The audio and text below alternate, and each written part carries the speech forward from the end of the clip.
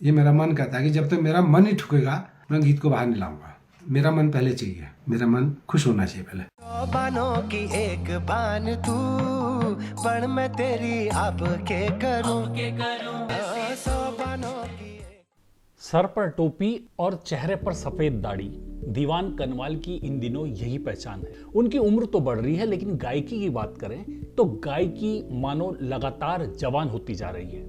उनके तरुणाई के गीतों का तो कहना ही क्या, हर वर्ग इस पर झूम रहा है। हाल ही में दीवान कनवाल का एक नया गीत रिलीज हुआ है जो कि बान नाम से है। बान यानी एक सुंदर महिला।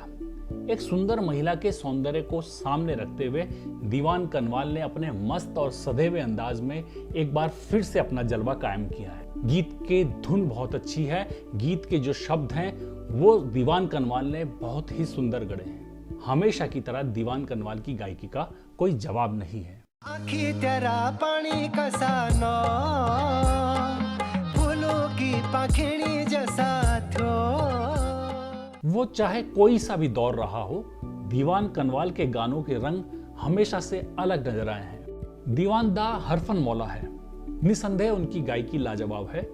जब वह कलम पकड़ते हैं तो एक शानदार गीतकार सामने होता है। उनकी बनाई धुन लोगों की जुबान पर चढ़ती है और जब उन्हें अभिनय का मौका मिलता है तो वह इस विधा में भी झंडे गाड़ देते हैं। राड़ माधुली राड़ गासूरा जन टोड़िए क्यों, जो तू के घाम लागलो में बादऊ बड़ी छाव बड़ी। दीवान दा की संगीत यात्रा जितनी सुरीली है उतनी ही वो नए गायकों के लिए प्रेरणादायक भी है। हमने दीवान दा से बातचीत की तो उनकी संगीत यात्रा से जुड़ी कई अहम बातें सामने निकल कर आई। मैंने सन 80 में आकाशवाणी नजीराबाद से बी ग्रेड कर लिया था, तो तब से मेरी संगीत की यात्रा शुरू हुई है। मैं आज का गायक नहीं हूँ, अब तो बूढ़ा गया हूँ मैं। तो 80 में बी ग्रेड करके फिर अल्मोड़ा से हमने बी हाई ग्रेड किया और आज मुझे ए ग्रेड में आने में 35 साल लग गए। तो समझ लीजिए संगीत की खदान कैसी होती होगी।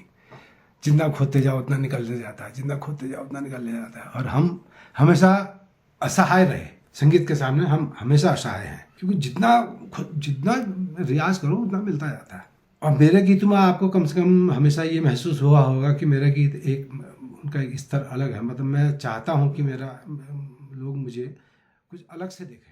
घूती बासुकी हवा खालो दूधू भाती एन मैन मेरे सुवाजे लगने सरसरेन विकी जय हिटने। मैंने कभी किसी एक वर्ग को लेके गीत कभी नहीं लिखा। क्यों नहीं लिखा? क्योंकि एक कलाकार होने के नाते मैं चाहता हूं कि मेरा गीत समाज का हर एक वर्ग सुने, चाहे वो साहित्य वाले हो, चाहे वो संस्कृति वाले हो, चाहे वो गीतकार हो, चाहे वो गायक कलाकार हो, चाहे वो संगीतकार हो, कोई भी हो।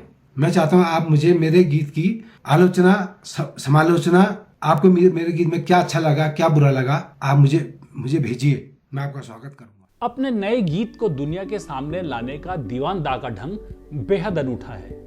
सबसे पहली बात तो यह है कि वो गीत दीवान दा के मन के मुताबिक होना चाहिए। दीवान दा के मन ने यदि नए गीत के प्रति हामी भर दी तो समझिए पहला चरण पूरा हो गया और इसके बाद शुरू होता है दूसरा और बेहद महत्वपूर्ण चरण। इस चरण में दीवान दा अपने गीत को कुछ खास लोगों के बीच ले जाते हैं। वहां से यदि इस गीत को हरी झंडी मिल गई तो समझिए उसका दुनिया के सामने आने का रास्ता साफ हो गया है। हमारे साथ बातचीत में दीवान दा ने खुद ही ये बातें शेयर की। मैंने जब रमजे इंटर कॉलेज से इंटर किया तो मेरा यहाँ संपर्क ऐसे विद्वान लोगों से हुआ। अब अचानक पता नहीं या मेरे भाग्य ने करवट बदली या ऐसा कुछ मेरे भाग्य में था, कुछ ऐसे विद्वानों से मेरा टकराव हो गया कि मैं फिर उन्हीं जैसा हो गया। जिन विद्वानों का मैं नाम आपके सामने लेना चाहूंगा, डॉक्टर देव सिंह पोखरिया, त्रिभुवन गिरीश महाराज, दीवा मैडम, जुगल किशोर पेटसाली, ऐसे कई मतलब विद्वजन हैं। बस ये मैं कोई भी गीत लिखता हूँ तो पहले इन्हीं के सामने रखता हूँ, क्योंकि अल्मोड़ा में जितने कवि सम्मेलन होते हैं उन कवि सम्मेलनों में मैं अपना पूरा गीत रखता हूँ इन विद्वानों के सामने, और फिर इनकी रिकमेंडेशन के बाद मैं गीत की रिकॉर्डिंग करने की सोचता हूँ। तो ये मेरी, आप चाहे अलग से स्पेशलिटी कह लीजिए या क्या कह लीजिए, ये मेरा मन कहता है कि जब तक मेरा मन ही ठुकेगा मैं गीत को बाहर नहीं लाऊंगा। मेरा मन पहले चाहिए, मेरा मन खुश होना चाहिए पहले। और मैं चाहता हूँ कि मेरा गीत इस जन्म में क्या, जब मैं यहाँ से दुनिया से पलायन कर जाऊँगा उसके बाद भी मेरे गीत चलने चाहिए। मैं ऐसी चीज़ देने की कोशिश कर रहा हूँ और हमेशा से करता आया हूँ। मैंने कभी अपनी गायकी को बिजनेस की नज़र से नहीं देखा। मैंने अपनी गायकी को देखा कि मुझे ऊपर देवता ने कोई वरदान दिया है। दीवानदा पहाड़ की वो आवाज है जिसे बार बार सुनने का मन करता है।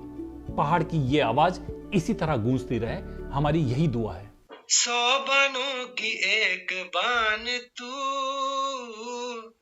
बड़ मैं तेरी अब के करूं, पुनो रात जूनी जसी तू,